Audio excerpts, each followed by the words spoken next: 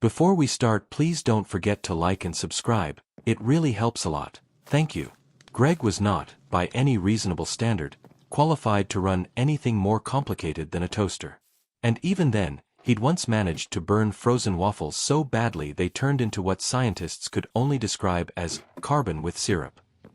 So imagine his surprise when he woke up one Tuesday to an official letter that read, "Congratulations, Mayor Greg. Please report to City Hall immediately." The letter didn't specify which city, and Greg didn't remember signing up for anything. The only thing he'd signed recently was a petition to bring back the McRib forever, and he wasn't aware that qualified as political experience. Following the letter's instructions, Greg hopped on a bus, mostly because the bus driver assured him, "Oh yeah, I know exactly where you're going," and Greg thought, well, that's convenient. 3 hours later, he arrived in a place called Spoonville. The welcome sign proudly read, "Spoonville, population 81 humans, one extremely confused goat." Greg wasn't sure why the goat got special mention, but he would soon find out. The moment Greg walked into City Hall, a small crowd cheered. Someone threw him a sash that read, "Mayor for Life," the "for" was glitter glued on, and handed him a ceremonial spatula. Apparently, in Spoonville, the mayor's most important job was flipping pancakes at the weekly Breakfast for Democracy event. Greg was about to explain that he didn't actually live here when the goat, wearing a bow tie, walked in and sat at the desk next to his. "This is Vice Mayor Kevin," said the clerk. "He'll help you with day-to-day tasks." Greg didn't want to be rude, so he just nodded. Kevin bleated politely. 2 hours later, Greg was informed of a serious civic emergency. Apparently, Spoonville's sacred giant pancake had gone missing. It wasn't just any pancake, this one was the size of a trampoline and had been cooked 27 years ago by the town founder. It was kept in a glass case at the center of town. For inspiration.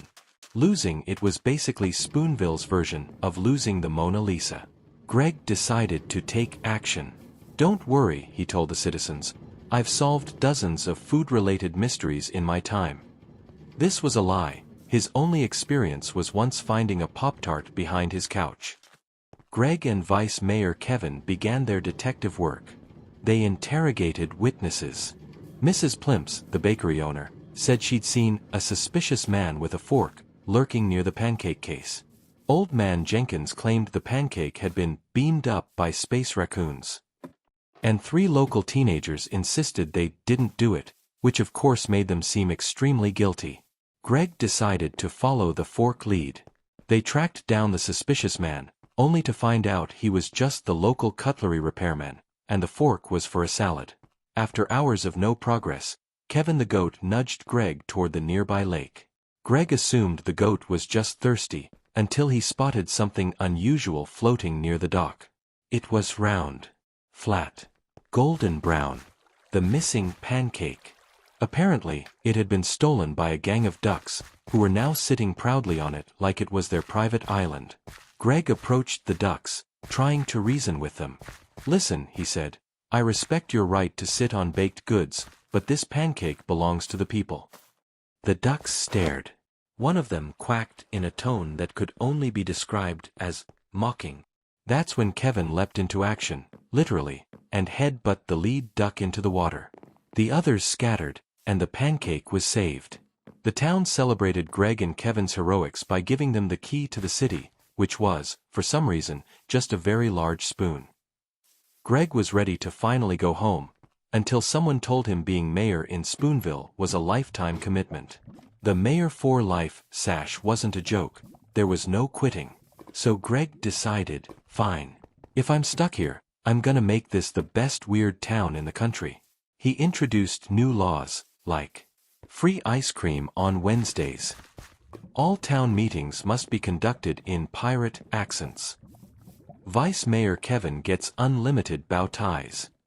And strangely enough, Spoonville became the happiest little town in the region. Greg never found out how he became mayor in the first place, but he didn't care. He had pancakes, a goat for a best friend, and a town that loved him. The only problem. One day, he got another letter in the mail. Congratulations, King Greg. Please report to the Kingdom of Forksburg immediately. Greg's first thought was, King? That sounds like more work than mayor.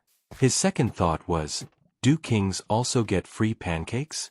Vice Mayor Kevin, the bow tie wearing goat, leaned over his shoulder and bleated like it was the most obvious thing in the world. Kevin clearly wanted an adventure. Greg sighed. Fine, but if this turns into another missing breakfast incident, I'm out. Getting to Forksburg wasn't easy. The only transportation was the Royal Cutlery train, a shiny silver locomotive where all the seats were shaped like giant spoons. The snack cart only served food you could eat with forks, which meant Greg spent the entire ride eating suspiciously overcooked lasagna. When they finally arrived, Greg immediately noticed three things. Forksburg had an intense obsession with forks. There were fork-shaped lampposts, fork-shaped trees, don't ask how, and even a 30-foot statue of a man holding a giant fork like a battle axe. Everyone was wearing crowns, even the pigeons. People were whispering nervously about something called the Great Spork Uprising. Before Greg could ask questions, a group of royal guards in chainmail aprons escorted him into the palace. The throne room was enormous, with chandeliers made from forks and a carpet patterned with repeating mashed potatoes. An old man in a sparkly robe stepped forward. Welcome, King Greg. You have been chosen to lead Forksburg through its darkest hour. Greg panicked. Whoa, I think you've got the wrong guy. I'm just a mayor. I once stopped a gang of ducks from stealing a pancake, that's it. That's exactly why you were chosen, the man replied gravely. Our enemy is far worse than pancake thieves. They are the Spork clan. Greg soon learned the horrifying truth. The Spork clan were rebels who believed sporks were superior to forks. They had been stealing forks from the royal armory and replacing them with sporks, causing chaos. Forksburg citizens had been accidentally stabbing themselves in the lip while eating soup. Tomorrow, the man continued, they challenge us to a duel, the Battle of Utensils. If we lose, Forksburg will be renamed Sporksville. Greg didn't like the sound of that at all. That night, Greg sat in his royal quarters, pacing nervously. Kevin was calmly eating a decorative plant. I don't know how to fight, Greg said. The closest I've come is swatting flies with a rolled-up newspaper.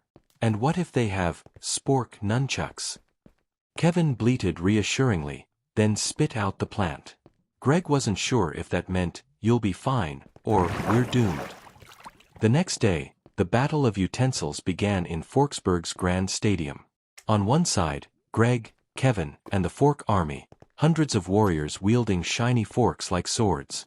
On the other, the Spork clan, dressed in black, their utensils gleaming with dangerous spoon-prong hybrid energy. The leader of the Sporks, a man named Chadwick the Pointy, stepped forward. Prepare to be sporked into oblivion, Greg. Greg whispered to Kevin, that might be the dumbest threat I've ever heard. The battle started with an ear-splitting clang of metal.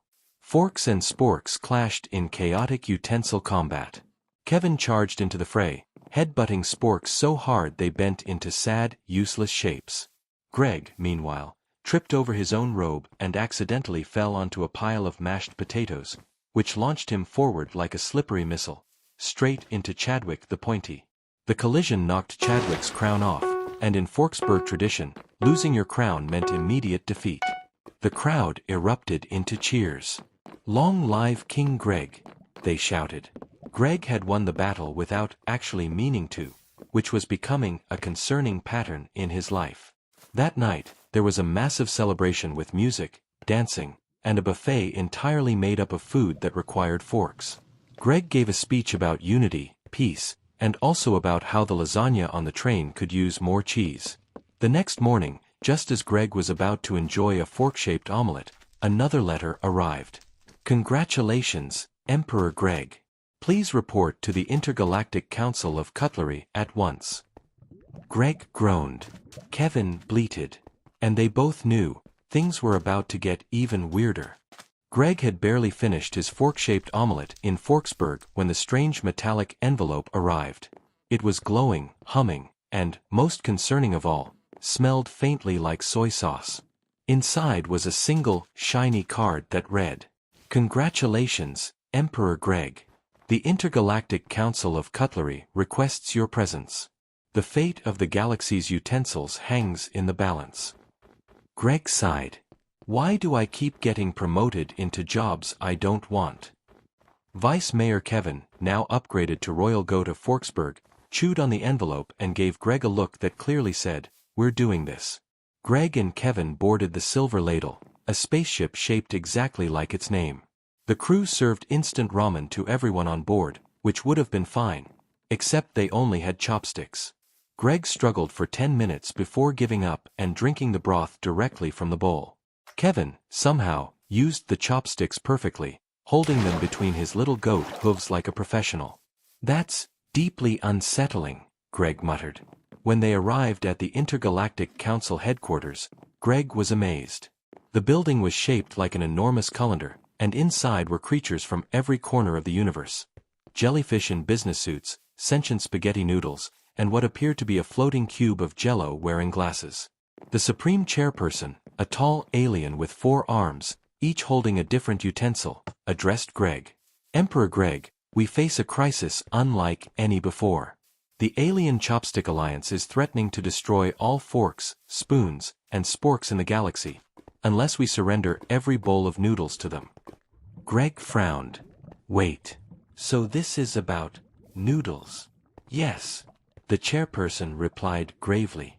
"It is always about noodles." Greg tried to think of a plan. He had no idea how to negotiate with alien chopsticks. His only experience with diplomacy was once convincing a raccoon to drop a sandwich. Before he could say anything, Kevin bleated loudly and trotted up to the microphone. To Greg's shock, Kevin began communicating with the chopstick representatives in a series of complex bleats, head tilts, and one perfectly executed somersault. The room gasped. Apparently, Kevin was fluent in chopstickese, a language consisting entirely of rhythmic goat noises and smug facial expressions. Through Kevin's translation, Greg learned that the Chopstick Alliance wasn't actually evil. They just felt left out because most galactic meals used forks and spoons. They wanted recognition, equality, and maybe a few all-you-can-eat sushi buffets. Greg, sensing an opportunity, proposed the Universal Utensil Treaty. Forks, spoons, sporks, and chopsticks would share equal status. All noodle dishes would be chopstick optional. Kevin would be recognized as the ambassador of snacks for the entire galaxy. The chopsticks agreed instantly. The treaty was signed, and the galaxy erupted into celebration. Greg was hailed as a hero again, despite doing almost none of the work. That night, as fireworks and also giant floating meatballs filled the sky, Greg leaned back in his chair and said, "Finally, peace." But just then, a courier handed him yet another glowing envelope. Greg opened it. "Congratulations, Supreme Breakfast Chancellor Greg. Please report to the Temporal Toast Authority in the year 3050. Greg groaned. Kevin bleated. And somewhere in the distance, a mysterious time-traveling waffle machine powered up. Greg had just returned to Spoonville, finally imagining a quiet life of pancakes, occasional glitter mishaps, and Kevin chewing the furniture. He thought maybe, just maybe, his galaxy-saving days were over. He was wrong. The very next morning, a loud boing boing boing sound came from his mailbox. Curious, Greg opened it, and a small robotic toast cat popped out, wearing sunglasses and holding a tiny briefcase. It meowed sharply. Kevin bleated in confusion and hopped onto Greg's shoulder. The toast cat delivered a holographic letter. Greg, the Multiversal Omelette Federation demands your presence. Your culinary and heroic skills are required to prevent the scrambled eggocalypse. Greg groaned. Kevin bleated. They shared a long, meaningful glance, the kind only a human and a bow tie wearing goat can share. Before Greg could object, the toast cat activated a miniature vortex, sucking them both through the air with the grace of a blender set to chaos mode. Greg's spatula flew out of his hand and spun in circles like a UFO before landing perfectly in Kevin's hooves. They arrived in a universe that smelled strongly of syrup and had floating islands made entirely of toast. Giant forks stretched across the horizon like skyscrapers. Flying pancakes zoomed past like jets, leaving trails of powdered sugar behind them. A gigantic omelette, at least 10 stories tall, loomed over the city, trembling. It was alive. It had glowing eyes made of cherry tomatoes and was mumbling ominously about undercooked destiny. Greg turned to Kevin. "I feel like breakfast is judging me." Kevin bleated, nodded, and prepared for battle. The Multiversal Omelette Federation's council appeared, a mix of sentient bacon strips, ninja croissants, and egg-shaped philosophers wearing monocles. They explained the threat. A villain named Count Scrambletron was trying to melt all breakfast across every universe into an endless vat of lukewarm, flavorless eggs. Greg blinked. "This is bigger than I thought." The council handed Greg a golden spatula of infinite power, which vibrated in his hands and occasionally whispered random cooking tips. Kevin chewed on a holographic pancake for moral support. Greg, Kevin, and the breakfast team, now including a cappuccino wizard and a sassy waffle on roller skates, infiltrated Count Scrambletron's egg fortress. Every hallway was guarded by sentient frying pans that tried to flip them into the abyss. Greg slipped multiple times but somehow landed on a trampoline made of hash browns each time. Finally, they confronted Scrambletron, a villain with arms made of ladles and a mustache that could double as a whisk. "It's over, Greg," Scrambletron shouted, hurling a flaming omelette. Greg swung the golden spatula, deflecting the omelette with perfect comedic timing, spinning in a circle, and accidentally flipping Scrambletron into a vat of whipped cream. The villain exploded into 1,000 mini scrambled eggs, which, surprisingly, were delicious. The Multiversal Omelette Federation erupted into cheers. Kevin bleated triumphantly, juggling the mini eggs in celebration. Greg wiped sweat and syrup off his face. Finally, after restoring breakfast to all realities, Greg returned to Spoonville for good. He went back to flipping pancakes at Breakfast for Democracy. Kevin perched proudly on the counter with his glitter bow tie, and life was, at last, gloriously ordinary. Until, of course, the mail arrived. "Greg, you've been chosen as the eternal custodian of waffles across infinity. Good luck." Greg groaned. Kevin bleated. And somewhere, a cosmic toaster rumbled ominously in the distance. Greg rubbed his eyes and looked around. Somehow, Spoonville had grown. Tiny skyscrapers made of pancakes had sprouted overnight, and the fountain in the town square now spouted hot syrup instead of water. A parade of sentient eggs rolled past, waving tiny flags, and a marching band of croissants played Ode to Toast on butter knives. Kevin hopped onto the nearest pancake skyscraper and surveyed the scene. "This town," he bleated, "is more chaotic than the galaxy itself." Before Greg could respond, the cosmic toaster blinked its eye like timer and spoke in a deep, melodious tone. "Greetings, Greg.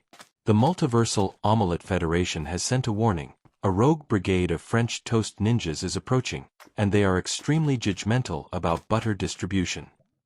Greg gulped. "Of course they are. Of course." From the horizon, dozens of French toast ninjas flipped gracefully through the syrup-scented air, wielding spatulas like swords. Kevin leapt into action, performing a perfectly timed headbutt that sent 3 of them spiraling into a waffle-shaped hot air balloon. Greg grabbed his golden spatula of infinite power, ready to defend Spoonville, and also, secretly, any leftover breakfast pastries. The battle was chaotic, hilarious, and slightly sticky. Butter flew like confetti. Syrup rained down in perfect arcs. One rogue French toast ninja accidentally tripped over a marching croissant and somersaulted into a stack of pancakes, creating what locals would later call the Great Pancake Avalanche of Spoonville. Finally, after hours of slapstick combat, the ninjas surrendered, mostly because Kevin bleated in a series of intimidating and confusing goat war cries. Greg wiped syrup from his face, looked around at the shredded pancake skyscrapers, the butter-soaked fountain, and the parade of slightly traumatized eggs, and sighed. He realized, no matter how many universes he saved, how many intergalactic villains he defeated, or how many rogue breakfast brigades he faced, Spoonville would always be the weirdest, most chaotic, and most absurdly hilarious home he could ever have. Greg smiled. Kevin bleated. And the cosmic toaster winked, as if promising that more ridiculous adventures could always, inevitably, come.